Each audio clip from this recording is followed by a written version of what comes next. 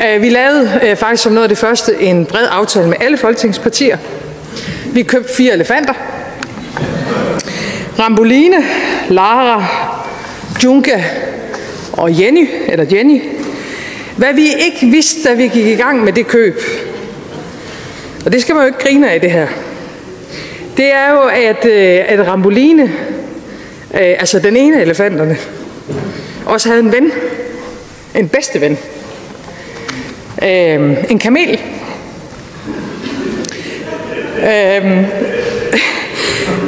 Kamelen hed selvfølgelig Ali, og vi blev bibragt den vigtige oplysning, at det ville være forkert at adskille Ramboline og Ali.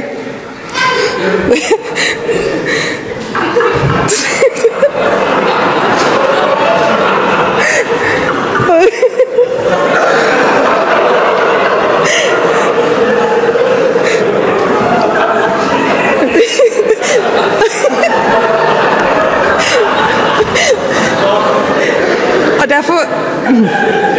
derfor fik vi faktisk Ali med.